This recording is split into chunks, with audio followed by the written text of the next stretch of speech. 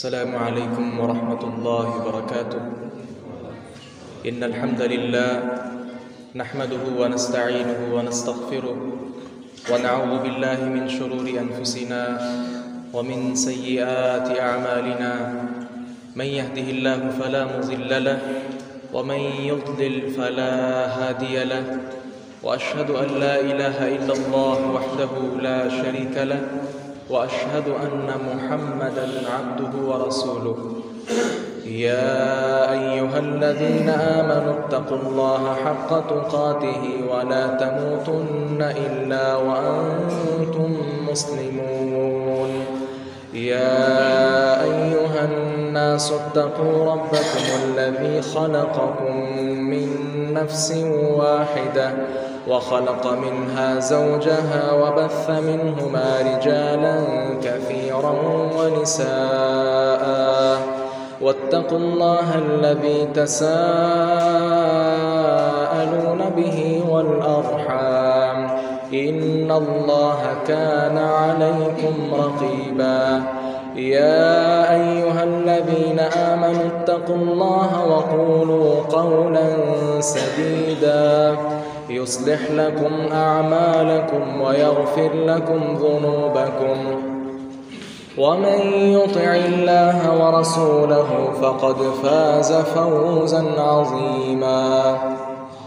أما بعد، فإن أصدق الحديث كتاب الله، وأحسن الهدي هدي محمد صلى الله عليه وسلم، وشر الأمور محدثاتها، وكل محدثة بدعة، وكل بدعة ضلالة، وكل ضلالة في النار. أعوذ بالله السميع العليم من الشيطان الرجيم، من همزه ونفخه ونفثه. بسم الله الرحمن الرحيم. ومن الليل فتهجد به نافلة لك عسى أن يبعثك ربك مقاما محمودا.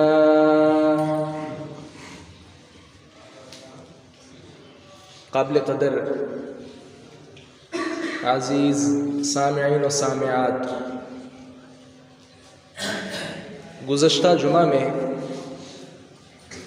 اللہ کے پیارے نبی صلی اللہ علیہ وسلم کے دنیاوی فضائل اور خصائص آپ سماعت فرما چکے ہیں. آج کا خطبہ جمعہ بھی گزشتہ سے پیوستہ ہے.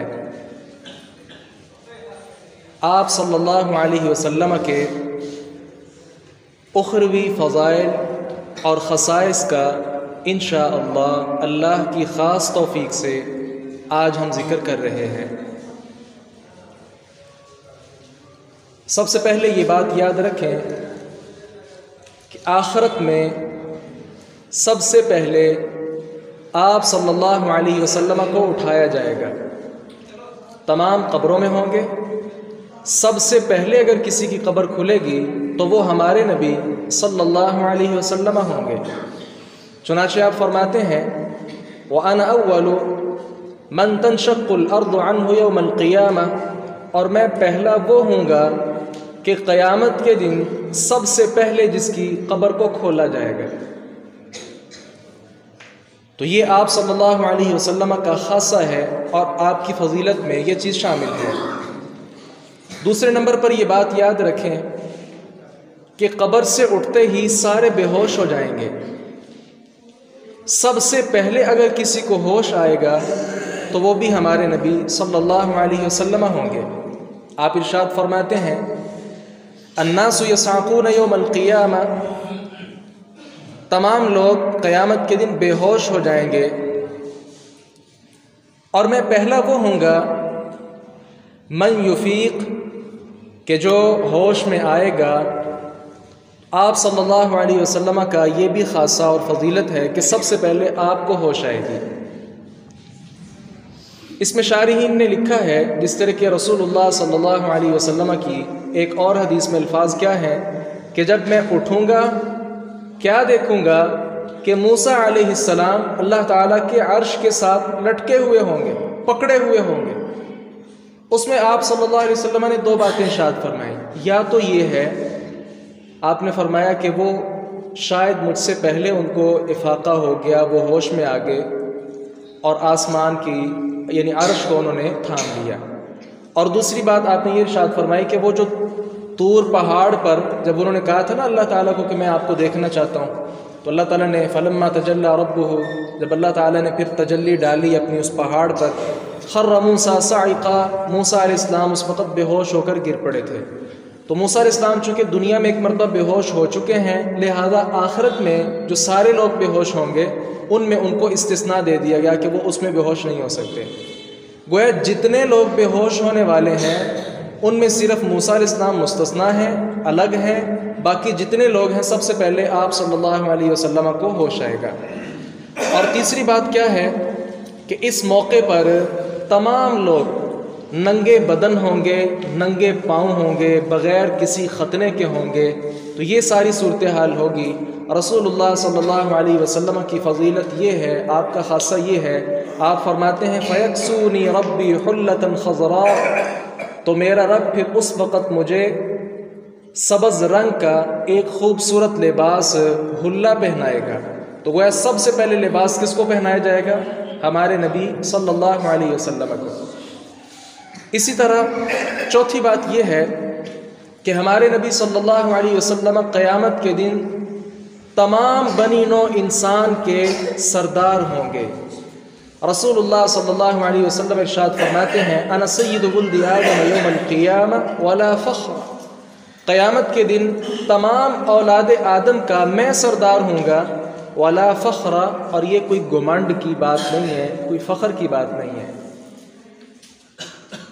اب دیکھیں بے شمار انبیاء تشریف لائے، بڑے بڑے اولو العزم پیغمبر بھی آئے، رسول اللہ صلی اللہ علیہ وسلم سے بھی زیادہ محنت کرنے والے انبیاء تشریف لائے، لیکن مقام کن کو مل رہا ہے؟ آپ صلی اللہ علیہ وسلم کو. پانچویں بات یہ ہے کہ اللہ کی تعریف کا جھنڈا ہمارے نبی صلی اللہ علیہ وسلم کے ہاتھ میں ہوگا، اور سارے انبیاء، عام لوگ سارے کے سارے اسی جھنڈے کے نیچے ہوں گے. آپ نے فرمایا وَبِيَدِي لِوَاءُ الْحَمْدِ يَوْمَ الْقِيَامَةِ وَلَا فَخْرَ، اور قیامت کے دن تعریف کا جھنڈا میرے ہاتھ میں ہوگا، اور یہ کوئی گمنڈ کی، کوئی فخر والی بات نہیں ہے، یہ اللہ تعالیٰ کا انعام ہے. چھٹے نمبر پر یہ یاد رکھیں کہ سارے کے سارے لوگ اس جھنڈے کے نیچے ہوں گے، یعنی سرداری آپ کے ہاں ہوگی، جھنڈا بھی آپ کے ہاتھ میں ہوگا، باقی سارے کے سارے لوگ آپ کے اس وقت ماتحت ہوں گے. وَمَا مِن نَبِيٍّ يَوْمَئِذٍ آدَمَ فَمَنْ سِوَاهُ إِلَّا تَحْتَ لِوَائِي، اس دن آدم ہو یا ان کے علاوہ کوئی بھی پیغمبر ہو، سارے کے سارے انبیاء علیہم الصلاۃ والسلام، آپ نے فرمایا کہ میرے جھنڈے کے نیچے ہوں گے. اسی طرح یہ آپ صلی اللہ علیہ وسلم کی شان میں ایک بہت خوبصورت روایت ہے کہ اللہ تبارک و تعالیٰ اپنے حبیب کو، اپنے محبوب کو کتنی شان و شوکت اور قدر و منزلت کے ساتھ انشاءاللہ نوازے گا. ساتویں بات یہ ہے کہ آپ کا حسب و نسب یہ اس وقت بھی قائم ہوگا. آپ کا جو حسب ہے، نسب ہے، نسب نامہ جو آپ یاد کرتے ہیں، پڑھتے ہیں، تو یہ اس وقت بھی محفوظ ہوگا جبکہ باقی سب کے نسب نامے اس وقت بھول جائیں گے. آپ صلی اللہ علیہ وسلم ارشاد فرماتے ہیں کل سبب ونسب منقطع یوم القیامہ غیر سببی ونسبی، سارے کے سارے حسب و نسب قیامت کے دن ختم ہو جائیں گے لیکن میرا حسب و نسب باقی رہے گا. آٹھویں بات کیا ہے؟ رسول اللہ صلی اللہ علیہ وسلم کے پیروکار سب سے زیادہ ہوں گے، اور یہ بہت بڑے فخر کی بات ہے. رسول اللہ صلی اللہ علیہ وسلم ارشاد فرماتے ہیں انی مکافر بکم الامم تزوجوا الودود الولود، ایسی خواتین کے ساتھ نکاح کیا کرو کہ جن کے ساتھ اولاد کے چانسز زیادہ ہوں. کیوں؟ اس لیے کہ میں قیامت کے دن تمہاری کثرت کی وجہ سے دیگر تمام انبیاء پر فخر کروں گا. تو گویا آپ صلی اللہ علیہ وسلم کے پیروکار، آپ کے امتیوں کی تعداد دیگر تمام امتوں سے بڑھ کر ہوگی. حالانکہ دیکھیں آدم علیہ السلام تشریف لائے، ان سے بعد جو نبی آئے ہیں کچھ نے نوح علیہ السلام کا لکھا ہے، تو گویا ان کے درمیان بہت فاصلہ ہے. نوح علیہ السلام نے کتنے 100 سال تبلیغ کی ہے اور آپ صلی اللہ علیہ وسلم نے دیکھیں کتنے سال کی یہ تبلیغ، وہی کے کتنے سال بنتے ہیں؟ 10 سال وہ 13 یہ ملا لیں تو یہ ٹوٹل 23 سالہ دور بنتا ہے۔ تو 23 سال میں آپ صلی اللہ علیہ وسلم نے دعوت دی ہے، اور دوسری طرف دیکھیں 950 سال نوح علیہ السلام دعوت دے رہے ہیں، لیکن پھر بھی مقام اللہ نے کس کو دیا؟ ہمارے پیارے پیغمبر سید دو عالم جناب محمد رسول اللہ صلی اللہ علیہ وسلم کو۔ 9ویں بات یہ ہے کہ پل صراط پر سب سے پہلے اس سے اگر کسی کا گزر ہوگا تو وہ بھی ہمارے نبی ہوں گے۔ آپ صلی اللہ علیہ وسلم ارشاد فرماتے ہیں فَأَكُونُ أَوَّلَ مَن يَجُوزُ مِنَ الرُّسُلِ بِأُمَّتِهِ، تو میں اپنی امت کے ساتھ گزرنے والا پہلا رسول ہوں گا۔ تو گویا سب سے پہلے پل صراط کو عبور کرنے والے آپ صلی اللہ علیہ وسلم اور آپ کی امت محمدیہ صلی اللہ علیہ وسلم یہ ہوں گے۔ 10ویں فضیلت یہ ہے کہ آپ صلی اللہ علیہ وسلم کو مقام محمود ملے گا، عسیٰ ان یبعثک ربک مقاما محمودا، تو مقام محمود یہ آپ صلی اللہ علیہ وسلم کو عطا ہوگا۔ آپ علیہ السلام ارشاد فرماتے ہیں فَأَكُونُ أَنَا وَأُمَّتِي عَلَى طَلٍّ، میں اور میری امت ایک ٹیلے پر جمع ہوں گے، تو وہاں اللہ تبارک و تعالی مجھے خوبصورت لباس پہنائے گا۔ تو یہ فذلک المقام المحمود، تو یہ وہ مقام محمود ہوگا جو دیگر تمام انبیاء کو نہیں بلکہ ہمارے نبی صلی اللہ علیہ وسلم کو اللہ تعالی عطا کرے گا۔ 11ویں بات یہ ہے کہ سفارش آپ صلی اللہ علیہ وسلم کریں گے۔ من ذا الذی یشفع عنده الا باذنہ، اللہ تعالیٰ کے ہاں کوئی بھی سفارش نہیں کر سکتا، جس کو اللہ تعالیٰ اجازت دیں گے سفارش کی صرف وہ سفارش کرے گا۔ تو سفارش رسول اللہ صلی اللہ علیہ وسلم کریں گے، جیسا کہ آپ نے خود ارشاد فرمایا وَأَنَا أَوَّلُ شَافِعٍ وَأَوَّلُ مُشَفَّعٍ وَلَا فَخْرَ، اور میں پہلا ہوں گا کہ جو سفارش کروں گا، اور میں وہی پہلا ہوں گا کہ سب سے پہلے جس کی سفارش کو قبول کیا جائے گا۔ یہاں ایک بات یاد رکھیں، شفاعت کی کچھ اقسام ہیں، یہ عام سفارش ہے، عام شفاعت ہے۔ ایک ہے شفاعت کبریٰ، بڑی سفارش، اس کا ایک خاص مقام ہے، وہ روایت بھی آپ کی خدمت میں پیش کر رہا ہوں۔ انس بن مالک رضی اللہ عنہ بیان کرتے ہیں نبی کریم صلی اللہ علیہ وسلم نے ارشاد فرمایا کہ قیامت کے دن لوگ دریا کی طرح موجوں کی مانند بہت زیادہ بے قرار ہوں گے، پریشان ہوں گے۔ سارے کے سارے لوگ جمع ہو کر اپنے باپ آدم علیہ السلام کے پاس جمع ہوں گے اور ان سے کیا کہیں گے؟ اشفع لنا الی ربک، ہمارے لیے اپنے رب سے سفارش تو کر دیجئے۔ تو یہ ہے شفاعت کبریٰ، بڑی سفارش جسے کہتے ہیں۔ اللہ اکبر کبیرہ۔ آدم علیہ السلام بحیثیت والد ہیں، وہ تمام انسانوں کے باپ ہیں، اس میں تمام انبیاء بھی شامل ہیں، تمام رسول بھی شامل ہیں، تمام اولیاء بھی شامل ہیں، صحابہ بھی شامل ہیں، بڑے بڑے علماء، کلغیوں والے، سارے کے سارے لوگ شامل ہیں، وہ سب کے باپ ہیں۔ لیکن یاد رکھیے آگے سے کیا کہیں گے؟ لست لہا، میں اس قابل نہیں ہوں، شفاعت کرنے کا حقدار میں نہیں ہوں۔ ولیکن علیکم بابراہیم، میں تمہیں ابراہیم علیہ السلام کے پاس جانے کی وصیت کرتا ہوں۔ فإنہ خلیل الرحمن، کیونکہ ابراہیم رحمان کے خلیل ہیں، رحمان کے دوست ہیں۔ عربی میں دوست کو صدیق کہتے ہیں، لیکن خلیل اس دوست پر لفظ بولا جاتا ہے کہ جس کے ساتھ جگری تعلق ہو۔ تو آدم علیہ السلام کیا کہیں گے؟ ابراہیم کے پاس جاؤ کیونکہ وہ اللہ کا خلیل ہے۔ سارے لوگ جمع ہو کر جناب ابراہیم علیہ السلام کی خدمت میں حاضر ہوں گے، اور وہی سوال جو اپنے والد سے کیا تھا، آدم علیہ السلام سے کیا تھا، اشفع لنا الی ربک، اپنے رب سے ہماری سفارش تو کر دیجئے، قربان جائیے خلیل الرحمن پر، وہ خلیل الرحمن کہ جس نے توحید کی خاطر، اللہ کی وحدانیت کی خاطر اپنے باپ کے ساتھ بھی بائیکاٹ کر دیا، اپنے گھر والوں کے ساتھ بائیکاٹ کر دیا، اور نہ صرف یہ کہ گھر والوں نے انہیں باہر نکالا، بلکہ قوم سے بھی اتنا پریشان ہوئے، اتنا الجھے، اتنا پریشان ہوئے، صرف دعوت توحید کی بنیاد پر ایسی قوم نے پکڑ کر بھی ان کو آگ کے اندر جلسا دیا۔ توحید پر اتنی مارے کھانے والے اور پھر بھی استقامت علی الدین، اللہ کی وحدانیت پر قائم رہنے والے پیغمبر کا حال دیکھیے، کیا فرمائیں گے؟ لست لہا، میں اس قابل نہیں ہوں۔ ساتھ ہی کیا فرمائیں گے؟ وَلَكِنْ عَلَيْكُمْ بِمُوسَىٰ، ہاں آپ کو رستہ بتا دیتا ہوں، موسیٰ کے پاس چلے جاؤ۔ فَإِنَّهُ كَلِيمُ اللَّهِ، کیونکہ موسیٰ وہ پیغمبر ہے جس کے ساتھ اللہ تعالیٰ نے کلام کی ہے، بات چیت کی ہے اللہ تعالیٰ نے۔ وہ سارے کے سارے لوگ جمع ہو کر فَيَأْتُونَ مُوسَىٰ، موسیٰ علیہ السلام کی خدمت میں حاضر ہوں گے، اور وہی سوال، اشفع لنا الی ربک، اپنے رب سے ہماری سفارش کر دیجئے۔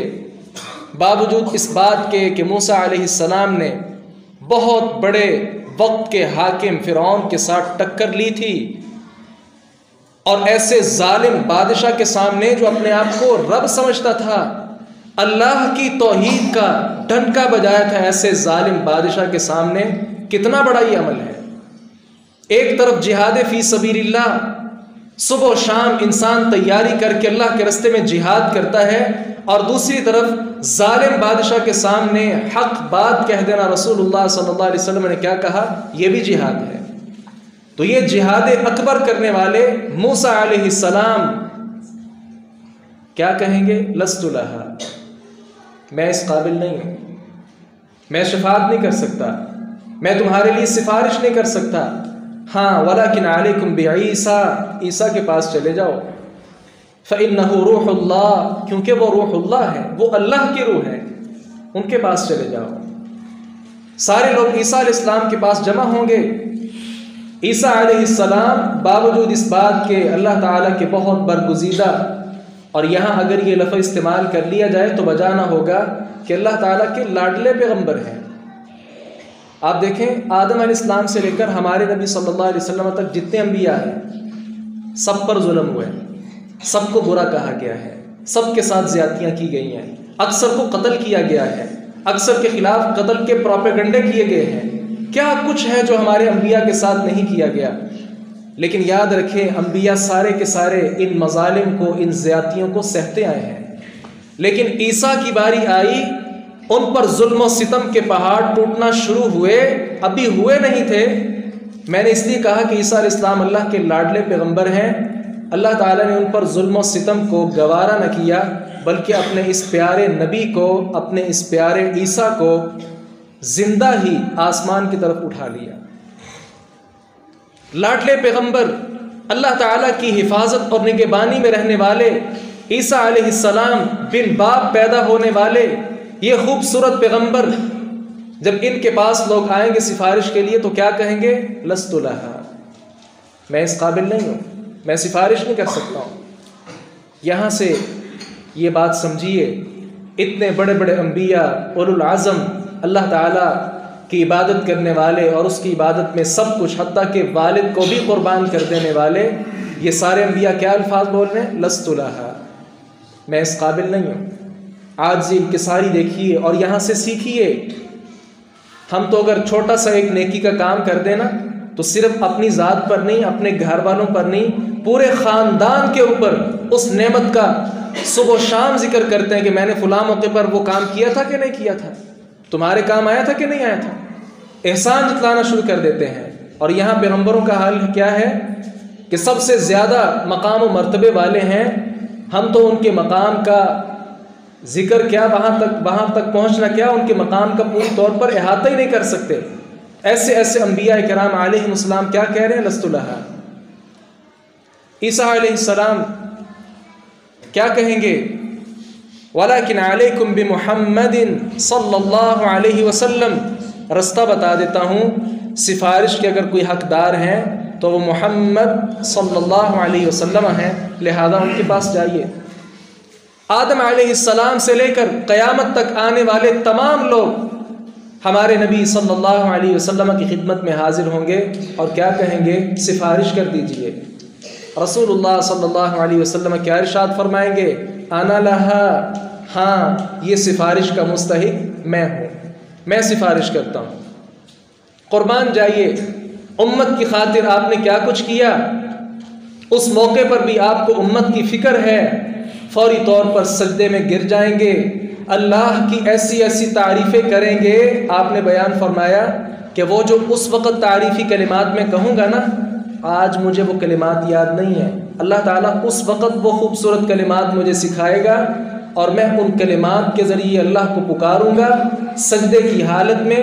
پھر اللہ تبارک و تعالیٰ کیا کہیں گے؟ یا محمد، اے محمد صلی اللہ علیہ وسلم، ارفع رأسک، اپنا سر مبارک اٹھائیے، واشفع تشفع، سفارش کیجئے، آپ کی سفارش قبول کی جائے گی۔ رسول اللہ صلی اللہ علیہ وسلم پھر اس وقت سفارش کریں گے اپنی امت کے لیے۔ یہاں اختصار کرتا ہوں، اللہ تعالیٰ پھر کیا کہیں گے؟ جاؤ جہنم میں جتنے وہ لوگ ہیں جن کے دل میں جو کے دانے کے برابر ایمان ہے، ایسے لوگوں کو نکال لاؤ اور جنت میں بھیج دو۔ آپ صلی اللہ علیہ وسلم دوبارہ پھر سجدے میں گر جائیں گے، سفارش کرنا شروع کر دیں گے۔ اللہ تعالیٰ پھر فرمائیں گے یا محمد ارفع رأسک واشفع تشفع، اپنا سر مبارک اٹھائیے، سفارش کیجئے، آپ کی سفارش کو قبول کیا جائے گا۔ آپ پھر امت کا کہیں گے، اللہ تعالیٰ پھر کیا فرمائیں گے؟ جاؤ جہنم میں جتنے لوگ ہیں ان کے دل میں، جس کے دل میں بھی ذرہ برابر ایمان ہے یا رائی کے دانے کے برابر ایمان ہے، انہیں نکال لاؤ اور جنت میں بھیج دو۔ آپ صلی اللہ علیہ وسلم تیسری مرتبہ پھر سفارش کریں گے، اللہ تعالیٰ پھر کیا فرمائیں گے؟ جاؤ جہنم میں جتنے لوگ ہیں، ادنا سے ادنا ذرہ کا جو درجہ ہوتا ہے، اتنا اگر ایمان بھی کسی کے دل میں ہے، یہ ایک ذرہ ہوتا ہے نا جو آپ کو نظر آتا ہے روشنی سے، اس ذرے کو پکڑ کر کوئی ایسی مشین ایجاد ہو کہ جو اس کے 100 ٹکڑے کر دے، 1000 ٹکڑے کر دے، 1,00,000 ٹکڑے کر دے، وہ لاکھواں جو ٹکڑا ہوگا نا، اس پر بھی لفظ کیا بولا جائے گا؟ ذرہ۔ تو گویا اللہ تعالیٰ کیا فرمائیں گے کہ ذرے کے حصے کر دیے جائیں، چھوٹا سا ذرہ اس کے برابر بھی اگر کسی کے دل میں ایمان ہے تو اسے نکال کر بھی جنت میں بھیج دو۔ سبحان اللہ۔ آپ صلی اللہ علیہ وسلم یہاں تک نہیں رہیں گے، چوتھی مرتبہ پھر سفارش کریں گے، پھر اللہ تعالیٰ فرمائیں گے کہ کیجئے سفارش، آپ کی سفارش کو قبول کیا جائے گا۔ آپ پھر امت کا ہی اللہ تعالیٰ کے ہاں ذکر کریں گے۔ اللہ تعالیٰ کیا فرمائے گا؟ جاؤ جس نے بھی لا الہ الا اللہ محمد الرسول اللہ صلی اللہ علیہ وسلم کا ورد کیا تھا، ایسے آدمی کو بھی لے آؤ اور جہنم سے نکال کر جنت میں بھیج دو۔ سبحان اللہ۔ تو یہ آپ صلی اللہ علیہ وسلم کا خاصہ ہے، یہ خوبصورت مقام اور یہ سفارش کا منصب اور رتبہ دیگر انبیاء کرام علیہم السلام کی موجودگی میں ہمارے نبی صلی اللہ علیہ وسلم کو عطا ہوگا۔ اور پھر یہ یاد رکھیے، قیامت کے دن یہ اعزاز بھی ہمارے نبی صلی اللہ علیہ وسلم کے لیے ہوگا کہ جو انسان کبیرہ گناہوں کے مرتکب ہیں، کبیرہ گناہ میں قتل بھی آتا ہے، برائی کا ارتکاب بھی آتا ہے، والدین کی نافرمانی بھی آتی ہے، چوری ڈاکہ زنی بھی آتی ہے، دیگر بہت بڑے بڑے جرائم اور گناہ شامل ہیں۔ ہمارے نبی صلی اللہ علیہ وسلم کا خاصہ کیا ہے کہ آپ صلی اللہ علیہ وسلم ایسے بڑے بڑے گناہوں کے مرتکب جو لوگ ہیں ان کے لیے بھی سفارش کریں گے۔ ان شفاعتی یوم القیامہ لأہل الکبائر من امتی، میری امت میں سے جن لوگوں نے بڑے بڑے گناہ کیے ہوں گے، میں اللہ کی اجازت کے ساتھ ایسے لوگوں کے حق میں بھی سفارش کروں گا، اور انشاءاللہ آپ کی یہ سفارش قبول کی جائے گی۔ اس سفارش کے نتیجے میں 49 لاکھ لوگ نبی کریم صلی اللہ علیہ وسلم کی امت میں سے بغیر حساب ان کو جنت میں داخل کیا جائے گا۔ آپ صلی اللہ علیہ وسلم ارشاد فرماتے ہیں وعدنی ربی ان يدخل الجنة من امتی 70,000، میرے رب نے مجھ سے وعدہ کیا ہے کہ میری امت کے 70,000 لوگ جنت میں داخل کرے گا، لا حساب علیہم ولا عذاب، نہ ان کا کوئی حساب ہوگا، بغیر حساب کے جنت میں داخل ہوں گے، اور نہ کسی قسم کا ان کو عذاب دیا جائے گا۔ اور یہاں تک نہیں فرمایا بلکہ ساتھ کیا کہا، مع کل 1,070,000، 1,000 کے ساتھ 70,000 مزید بھی ہوں گے۔ تو یہ آپ اگر اس کا حساب لگائیں تو یہ ٹوٹل 49 لاکھ لوگ بنتے ہیں جو بغیر حساب نبی کریم صلی اللہ علیہ وسلم کی امت سے بغیر حساب جنت کے حقدار بن جائیں گے۔ دعا فرمائیے اللہ تبارک و تعالی ہمارا شمار بھی ان خوش نصیب لوگوں میں فرما لے۔ 13ویں نمبر پر یہ بات یاد رکھیں آپ صلی اللہ علیہ وسلم کی فضیلت کے حوالے سے کہ جنت کا دروازہ سب سے پہلے نبی کریم صلی اللہ علیہ وسلم کھٹکھٹائیں گے اور سب سے پہلے وہ دروازہ آپ کے لیے کھولا جائے گا۔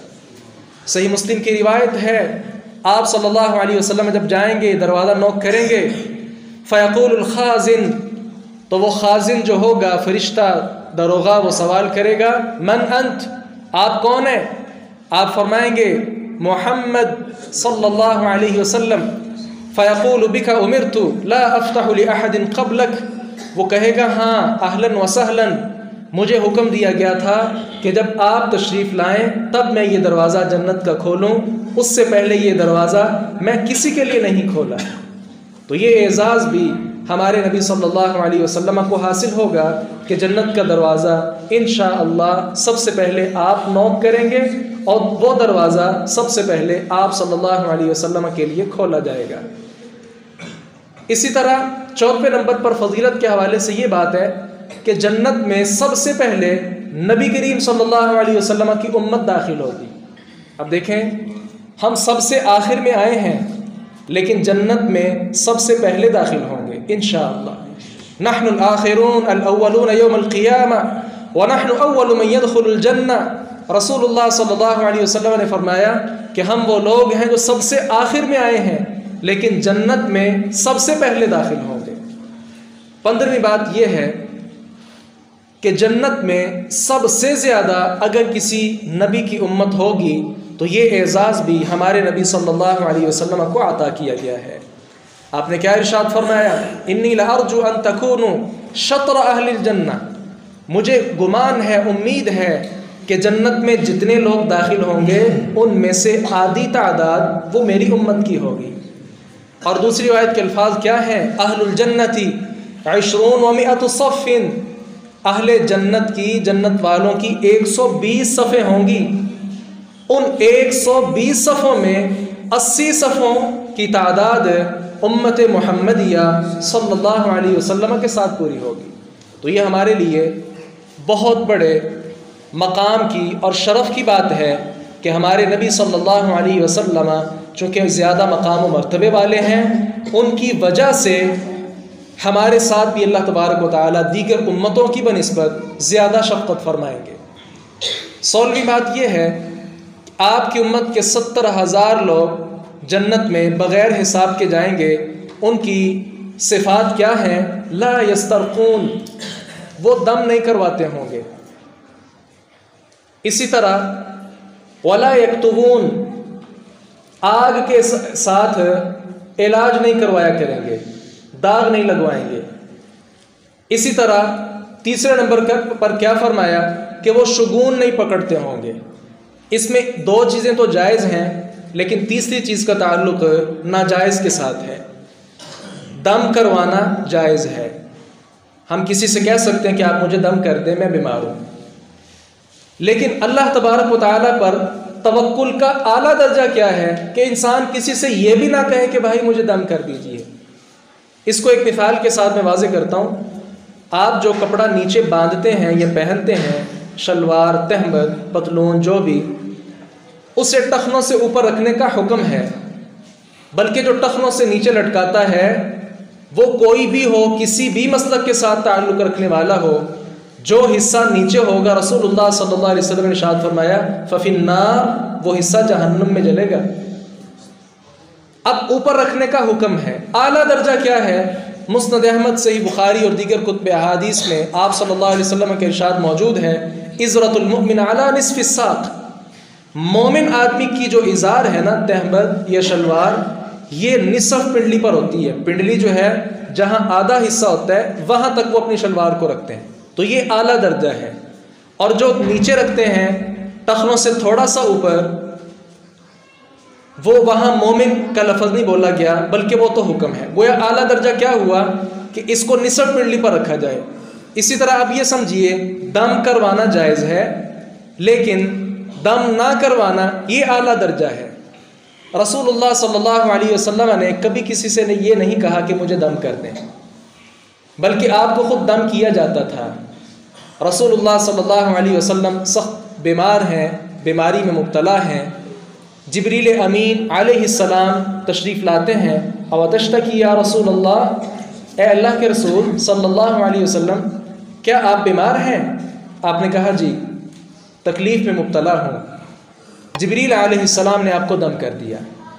تو کوئی آ کر دم کر دے اس میں کوئی قباحت نہیں، لیکن خود کسی کو کہنا یہ اعلیٰ درجہ تو توکل کا ہے، اس کے خلاف ہے۔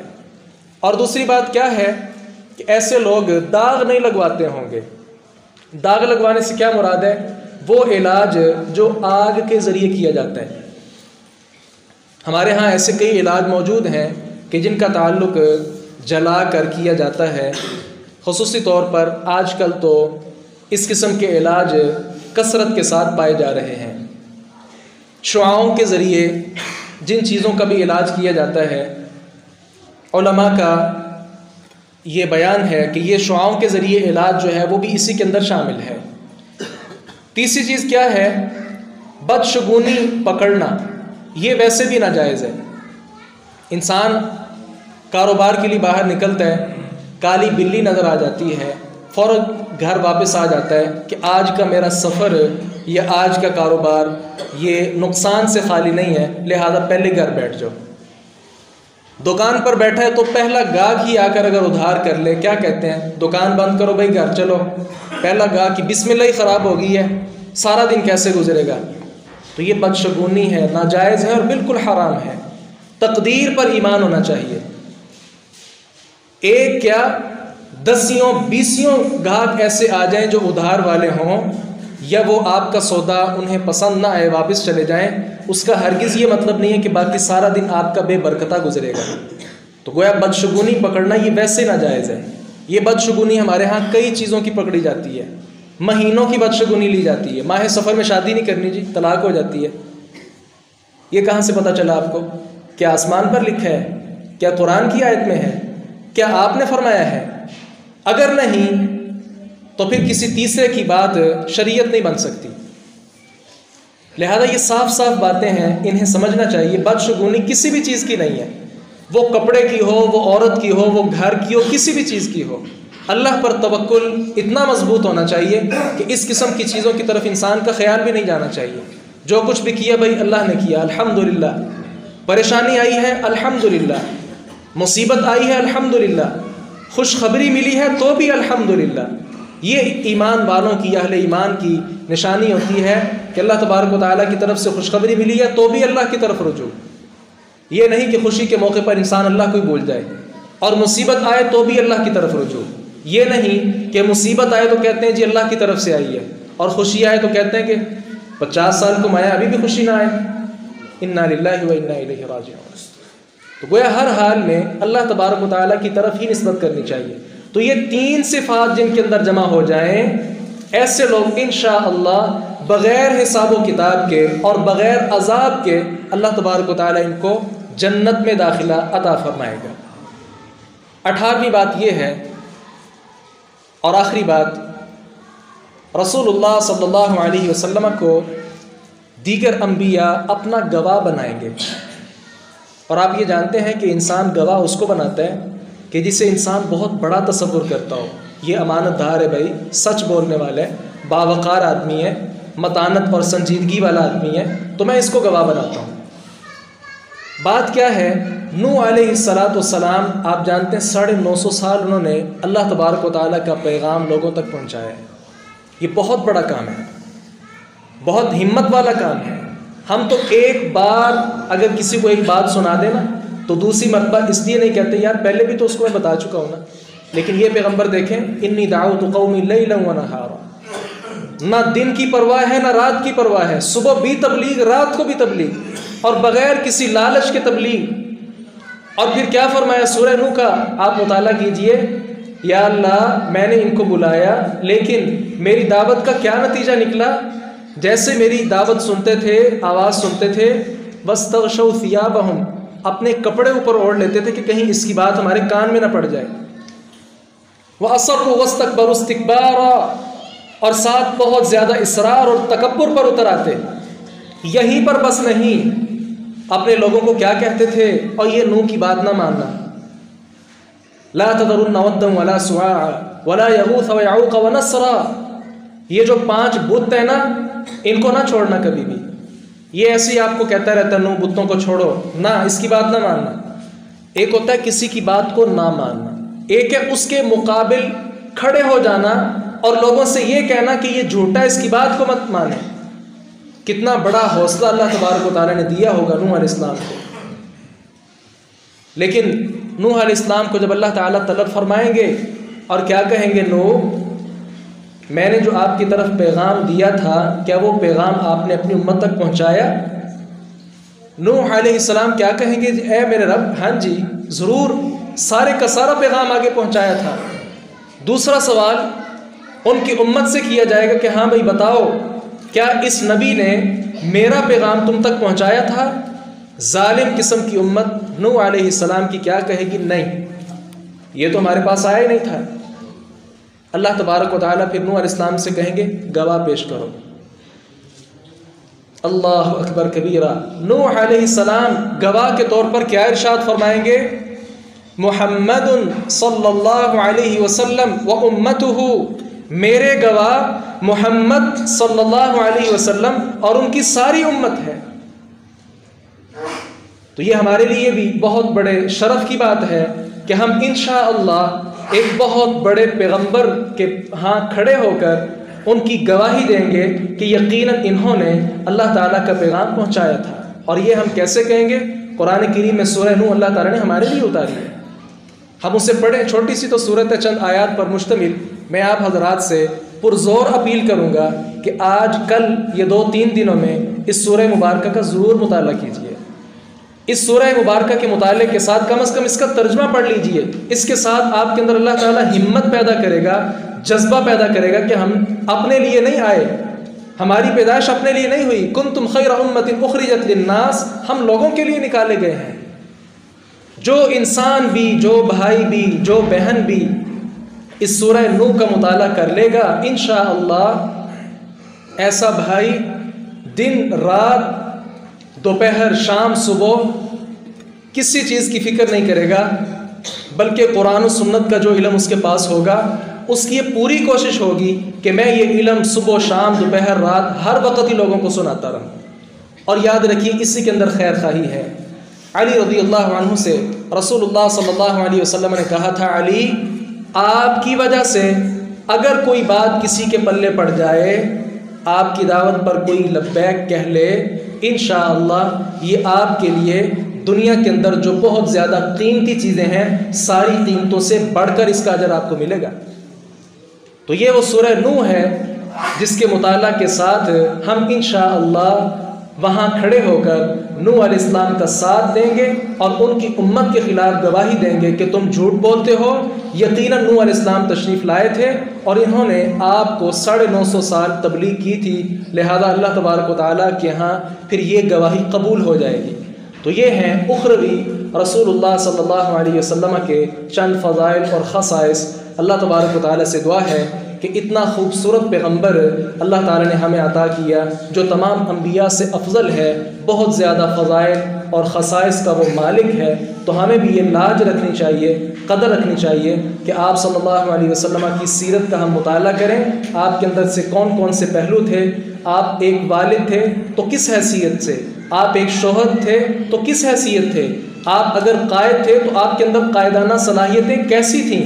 اگر آپ ایک معلم تھے تو استاذ کیسا ہونا چاہیے، اگر آپ ایک خطیب تھے تو خطیب کیسا ہونا چاہیے، اگر آپ ایک بھائی تھے تو بھائی کا کردار کیسا ہونا چاہیے، اگر آپ صلی اللہ علیہ وسلم ایک بیٹے تھے یا بھتیجے تھے، بھتیجے اور بیٹے کا اپنے چچا کے ساتھ، باپ دادا کے ساتھ شفقت اور محبت برا انداز کیسا ہونا چاہیے، تو یہ ساری چیزیں ہم نے کہاں سے سیکھنی ہیں؟ نبی مکرم صلی اللہ علیہ وسلم سے۔ لہذا آج کا پیغام احباب گرامی کے نام یہی ہے کہ نبی کریم صلی اللہ علیہ وسلم کی سیرت کا کثرت کے ساتھ مطالعہ کیجئے اور کوشش کریے کہ جو آپ کی سیرت ہے اس کے مطابق ہم زندگی بسر کریں۔ انشاءاللہ اس کے ساتھ اللہ تبارک و تعالی یقیناً سب پر راضی ہو جائے گا۔